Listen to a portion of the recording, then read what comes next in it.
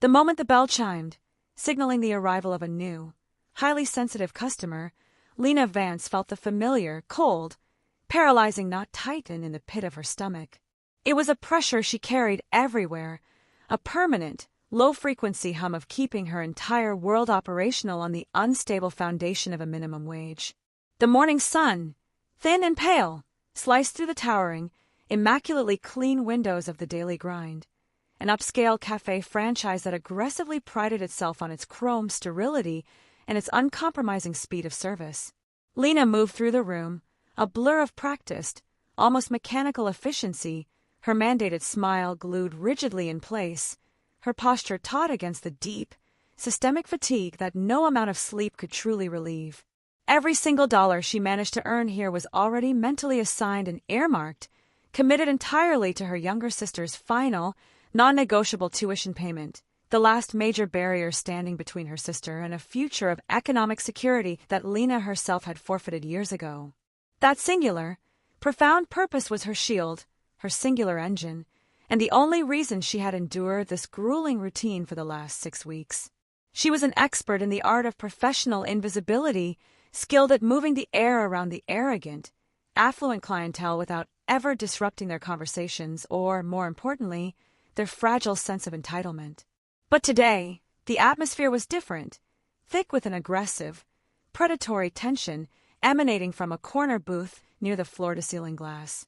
That booth was occupied by Mr. Desmond Cross, the man whose perfectly sculpted, smug face adorned every insipid, inspirational poster in the tiny, hot staff room, the legendary founder and majority shareholder of the sprawling Crossmark conglomerate, a colossal retail and service franchise estimated at over $4 billion, spanning 3 volatile continents. Cross was a figure of cold, self-made, relentless success, dressed in a custom-tailored dark suit that seemed to actively absorb the available light, his slicked back, silver hair giving him the predatory, angular look of a man who had never, not once, doubted the absolute superiority of his judgment. He wasn't a regular presence. He was an economic catastrophe waiting for the precise moment to detonate. He sat there, utterly motionless, watching the staff with an almost pathological, focused intensity, his eyes narrowed, scribbling harsh, fast, judgmental notes onto a leather-bound folio with a gold-tipped pen. Lena felt his gaze, a cold, tangible, physical weight pressing down hard on her shoulders. She knew the narrative of men like Cross. Success breeds an inherent, total contempt for all those beneath them, and that toxic contempt is always, surgically directed downward, at the people who are responsible for keeping the floor spotless, the balance sheets clean, and the coffee hot. She took a deep, deliberate, steadying breath, reminding her own churning stomach that dignity was the one thing he could never actually take, no matter how hard he tried to strip it away. She just needed to get through this final, agonizing shift, get home to prepare the final transfer, and know that her sister's future was secured. But as she approached Cross's table, balancing a heavy, silver tray precariously laden with 4 fresh, dark espressos and a heavy carafe of black coffee, the air seemed to thicken violently, hinting that the quiet, creeping crisis she had feared was about to explode into existence.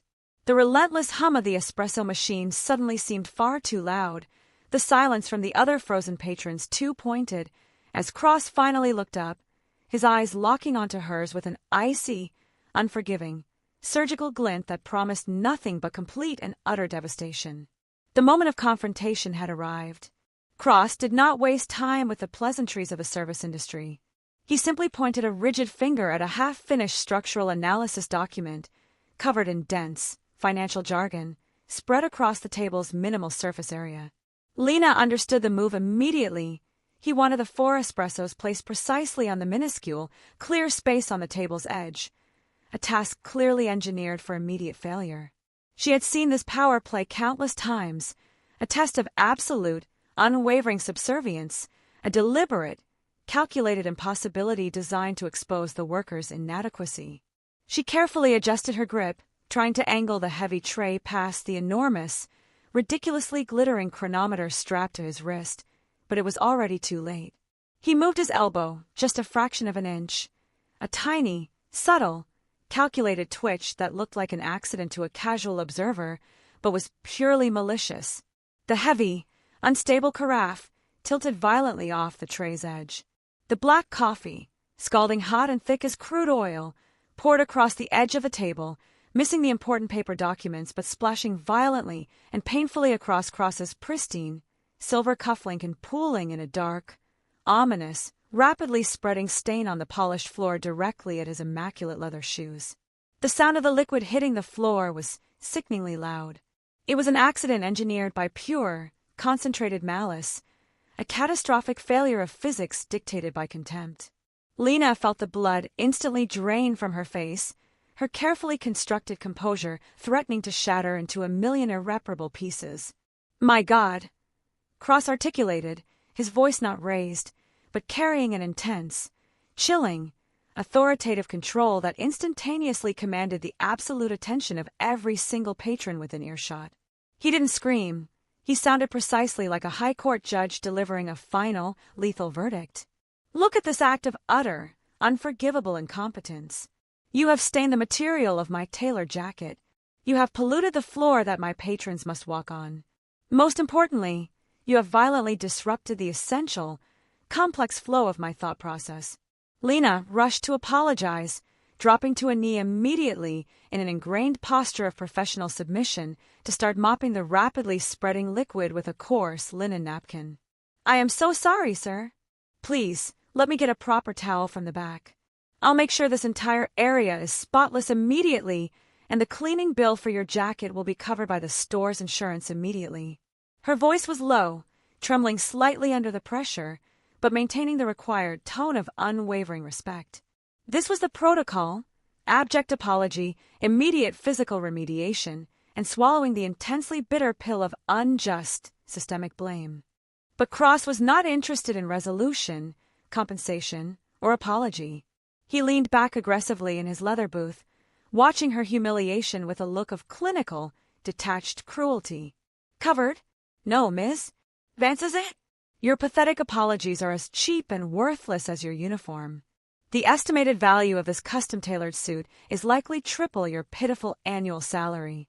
I don't want your pathetic insurance claim or your manager's weak check." He paused deliberately, letting the oppressive silence stretch, forcing the entire room to witness her kneeling, desperate, humiliating position. "I want accountability. True, physical, visible accountability."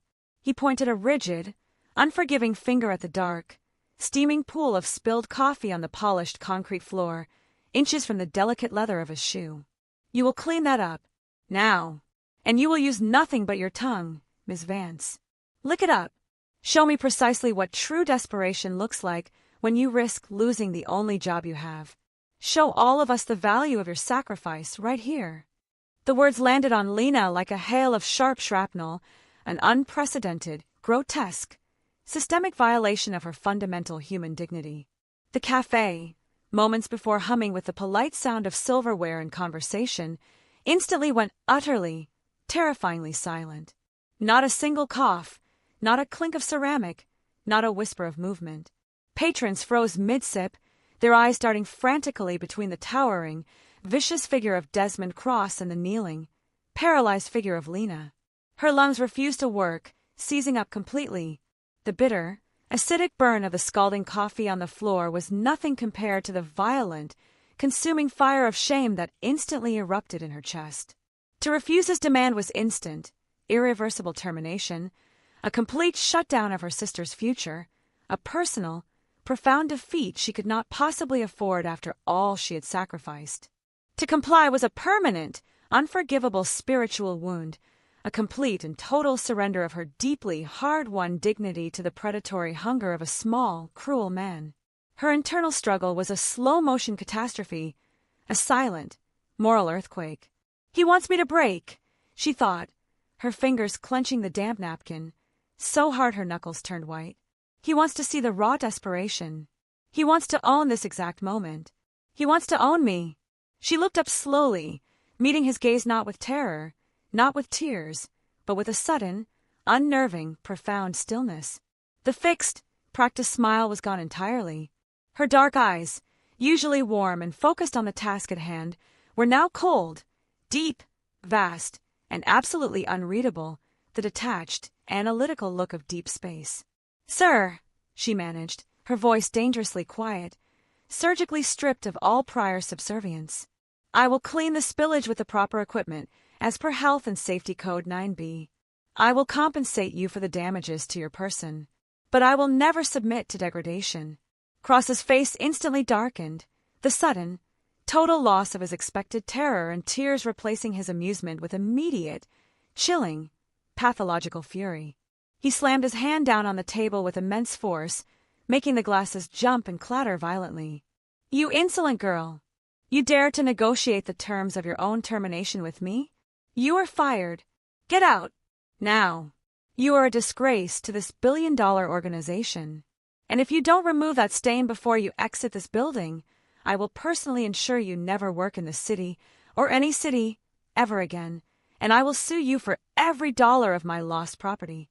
He stood up from the table, towering aggressively over her, his massive shadow enveloping her entirely. Lena stood slowly, meticulously using the pregnant moment of silence to regain her absolute center. She felt the gaze of the entire room on her, witnessing her public ruin, but she focused only on the exit.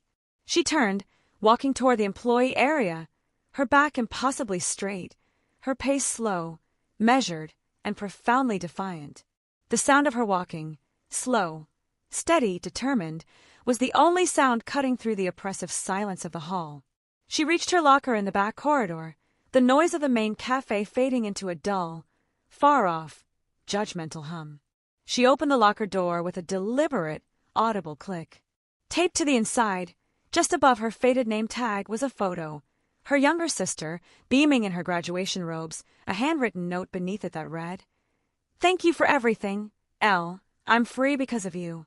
Lena stared at the photo, the reminder of the real stakes, the real cost of her life. Her hand instinctively reached behind the picture, her fingers brushing against something tucked deep in the corner. It wasn't a yellowed envelope, but something harder, colder, smoother. A thin, dense, titanium alloy access card, etched with an intricate, stylized blue diamond logo. No one in the entire Crossmart franchise, certainly not the arrogant Desmond Cross, knew anything about this card. Not the stylized logo, not the lethal level of access it represented, not the specific global compliance division it belonged to. It had been hidden there for exactly 6 weeks, waiting only for a moment of catastrophic ethical failure. It represented the past she had buried and the mission she had sworn to execute in absolute silence. She pulled the card out, the cold metal shocking her palm. Just then, a shadow, dark and aggressive, fell across the small, fluorescent-lit corridor. Desmond Cross had followed her. "What are you holding, attendant?" Cross demanded, his voice low, his anger now fused violently with suspicion and an intense, predatory curiosity. He had seen the way she pulled the titanium card. Not like a minimum-wage employee retrieving a personal item, but like a highly trained operator retrieving a weaponized piece of technology. "That is not company property. It looks like it's worth more than your entire life. Give it to me. Now." Lena slowly turned the card over in her hand, the smooth, cool metal catching the faint, sterile light of the corridor. She looked up at Cross, the mask of a subservient, frightened waitress completely, utterly dissolved. She was replaced by a woman whose eyes held a terrifying combination of absolute, unassailable authority and cold, clinical finality. She did not speak a single word. She simply scanned the card with a deliberate, resounding swipe into the high-security proximity reader hidden next to the staff scheduling terminal. A loud, piercing, insistent alarm.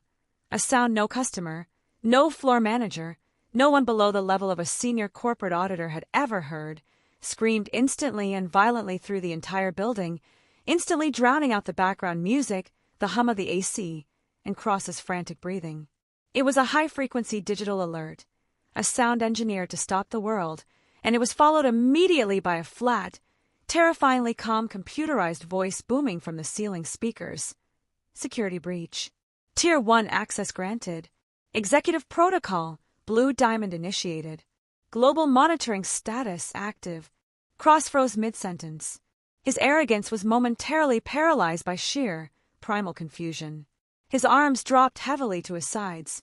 What is that sound? What did you just do to my system? That is not our system's alarm protocol. That sounds like something from an intelligence agency. Lena slowly tucked the heavy blue diamond card into the inner, zippered pocket of her apron. You're right, Mr. Cross, she stated, her voice steady and perfectly modulated, stripped entirely of the weakness he expected. It is not your system. It's ours. She had definitively shed the waitress persona. Her voice carried the heavy, undeniable, and terrifying weight of superior operational authority. I am not merely Miss Vance, your former attendant. My name is Lena Vance, Senior Compliance Officer, Global Ethical Division for Blue Diamond Global Equity. And for the last 6 weeks, I have been operating under the deepest imaginable cover inside your multi-billion-dollar system. Cross's face cycled through 3 distinct, terrifying stages: confusion, then an absolute, violent denial, and finally, a sickening, pale white terror as the monumental scale of the truth slammed into his consciousness. Blue Diamond? No, that's impossible. They're just silent investors.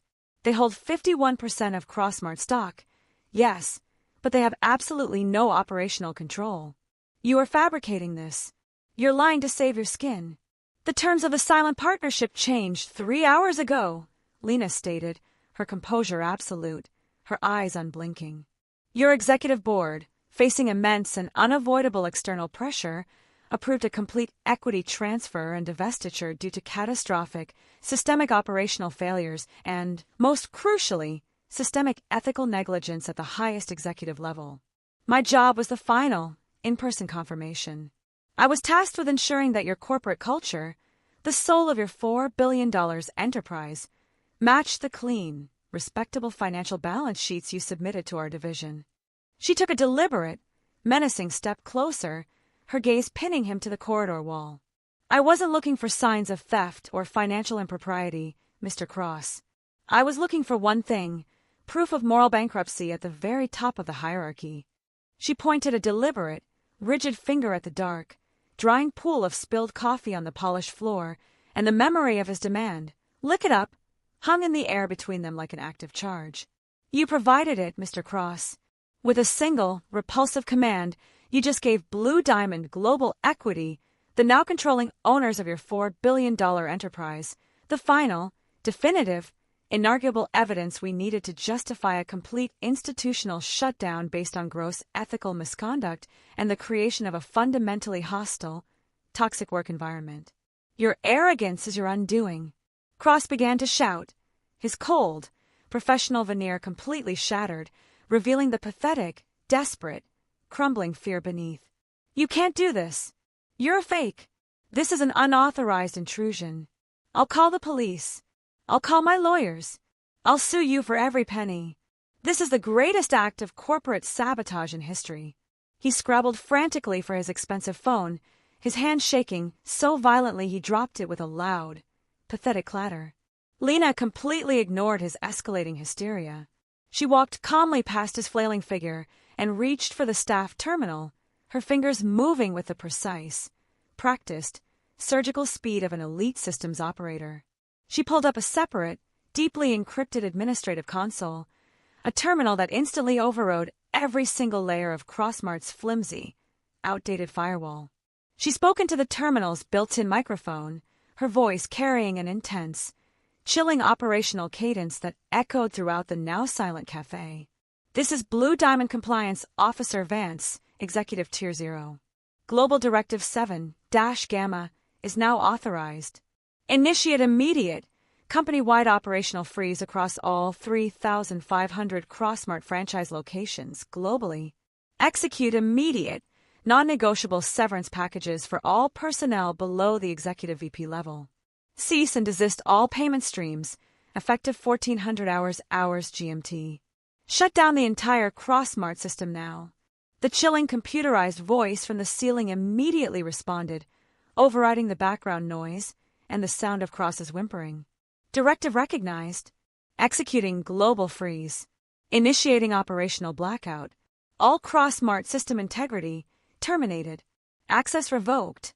Cross watched, paralyzed as the action played out on the main staff screen, The entire nervous system of his multi-billion-dollar empire, the inventory management, the digital payment processing, the scheduling, the massive financial ledger that tracked his colossal personal fortune, all instantly went dark. The screen flashed a single, cold, corporate message of finality: access denied, pending forensic and ethical audit.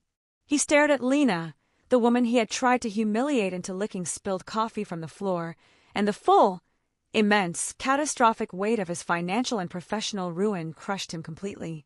"My company, my legacy," he whispered, his voice completely disintegrated into a pathetic dust of despair. Lena stepped deliberately away from the terminal, her mission and her work complete.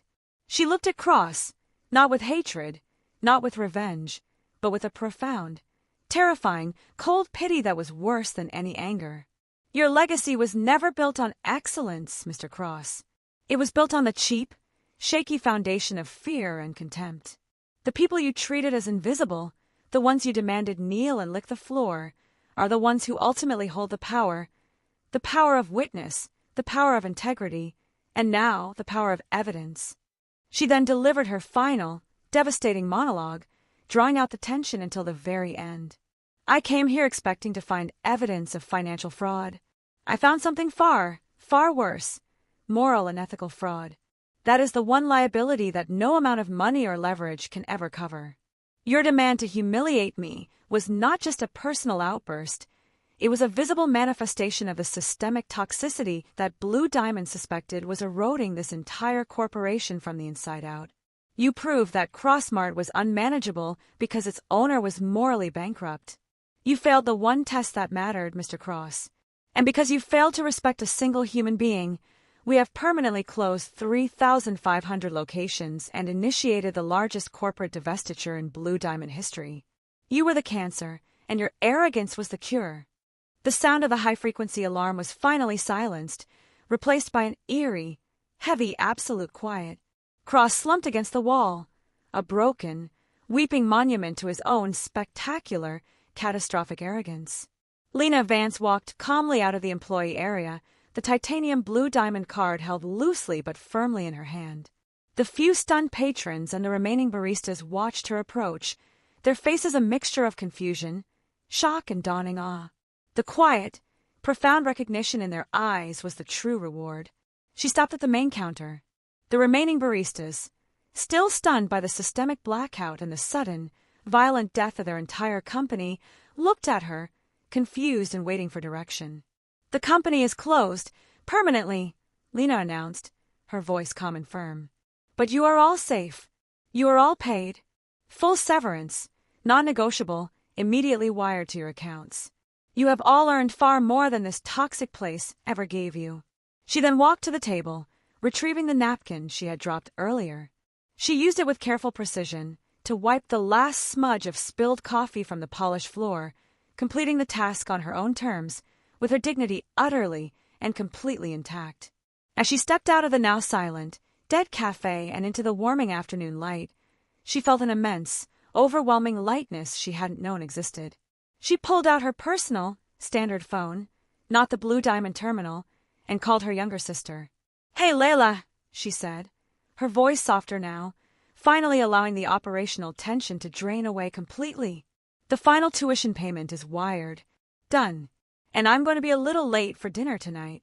"Why?" her sister asked, confusion evident in her voice, worried about the sudden quiet. Lena smiled, a real, unforced smile this time, a smile of absolute freedom and vindication. "Well, I just finished my final debriefing after 6 weeks of deep cover. And I just had to initiate the official global shutdown of Crossmart. It turns out I was promoted this morning to Director of Executive Compliance, and I'm pretty good at both roles. We're free, Layla." She hung up, the sunlight warming her face, illuminating the triumphant glow in her eyes. She felt lighter, liberated, and profoundly vindicated. The $4 billion shutdown wasn't just corporate justice. It was a profound, personal triumph. It wasn't about the money. It was about the validation. She had faced systemic cruelty, and instead of licking the floor, she had dismantled the entire empire's ceiling, using her own quiet, carefully maintained integrity as the ultimate weapon. As she walked away toward her new, fully secured life, A single, clear thought resonated, a truth earned through fire and shame. The greatest leverage in life is never wealth or status. It is knowing your own unassailable worth and refusing to compromise your dignity for anyone.